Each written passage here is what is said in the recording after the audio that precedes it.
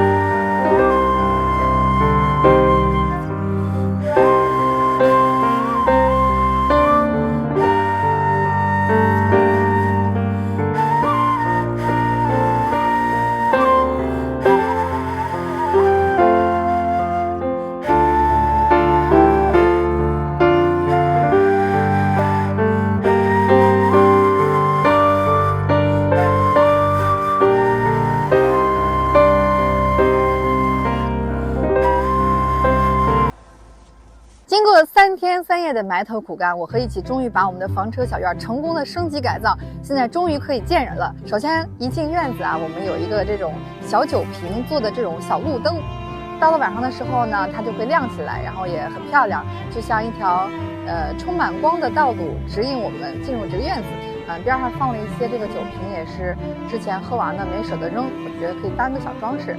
然后这里呢，一些我之前买的这种花架什么的都给它很集中的放到了一起。然后这里呢有一个小装置，是我们的一个小喷泉现在没电了，所以它喷的比较矮。其实到上午阳光明媚的时候照下来，它可以喷得好高，然后使得我们这个院子一下好像就像一个梦中花园一样，很漂亮。这里呢，帐篷呢，我们把门往外面移了一下，这样从帐篷里面可以看到整个院落，院落呢也可以把整个帐篷就是看得很清楚，它的一个空间感，感觉就更大了。然后再看这里啊，这里呢是我们的整个院落的一个具代表性的一个植物，也是我们的镇院宝树。就是秋天的时候，这个叶子黄黄的、绿绿的，很有氛围感。整个院落的中区，它的变化就很大了，翻天覆地的变化。房车跟前是有一个大地台的现在呢，我们把它整个就是拿开了，然后它去了哪里呢？在后边。对，整个把地台我们就是从这里挪到了后边。挪过去之后，其实还是挺费劲的，因为很重。所以这个时候我们要特别的再次感谢一下我们的好邻居洞洞，他为我们这次院落的这个升级改造也做出了巨大的贡献，感谢感谢。然后呢，把这个地台挪了之后呢，我们就又重新铺上了这个假草坪，感觉整个这个院子就空间更好了，然后更大了。重点介绍一下我们这个院落中心增加了一个新的装置，这个是一起同学他的创意这个特别好的氛围感。我觉得这里冬天可以围着这个装置然后跳舞，是不是？然后这边呢，这边没有什么改动还是我们这个万年不变的躺椅。为什么一直放在这里呢？首先它很耐燥，就风吹雨打都不怕。其次呢，就是真的躺在这里晒太阳太美了，然后看我们整个院子这个很赞很赞。然后呢，我们再看看后边吧。说一下这个为什么我要给院子增添一个这样的大装备是因为我之前发现在院子里老是待不住，不是太热晒，然后就是晚上比如说下雨了就得收东西，特别麻烦。所以我就想到买一个大棚子，让我的所有的需求都能够在它里面实现。它也确实我感觉做到了。然后大家跟我进去看一下吧。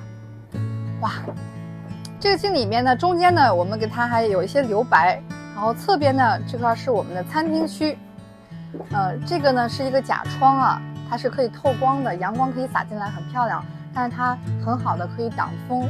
这个现在晚上其实已经很凉了，我们就是晚上开一个像这样的这种电吹风，就还是很暖和的。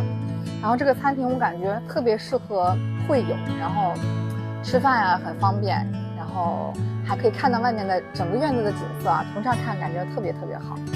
然后再看中间呢，这是一个餐边柜，柜子关着的时候可以隐约看到里面，打开之后呢可以看一下，这个都是我的宝贝。其实这些零零碎碎也都不是我最近买的，都是我以前买的，但是一直没有特别好展示它们的一个空间。然后这次买的这个餐边柜放在这里，刚好可以把它们集中的摆在一起，然后用起来也很方便，然后看起来也觉得就很赏心悦目吧。看来我们每个区还是有这种风格的不同的。然后这边呢就比较圣诞风，然后中间呢就比较这个少女风一点，然后有一些童趣。然后呢再往这边看，这边呢其实就是一个很大的厨房了。这个桌子我们也是以前的一个比较闲置的一个桌子，然后这次拿来准备当一个备菜区，可以在这里备菜，然后可以炒菜什么的。然后对面是我之前买的这个水槽，然后下面也可以放东西，可以沥水什么的。洗衣机之前也是放在外面的，就是其实老晒着也不太好，然后还淋雨。然后这次放在里面，然后就生活用起来很方便。这儿呢是一个角落我放了一个这个大概5层的一个置物架吧，就是挺便宜的一个铁架子，就是也没有说追求什么太多的美观，就是还是实用性为主。然后里面就是东西很多，稍微看一下就可以了，拿个帘子遮下丑，就还是很能装的。然后这里呢有一个冰箱，也是我们家以前替换下来的一个小冰箱，一直没有地方用，现在终于找到了它的舞台。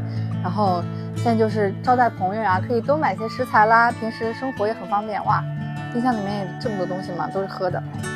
看来我们确实也是比较爱喝。好的，基本上呢就是这么样的一个情况。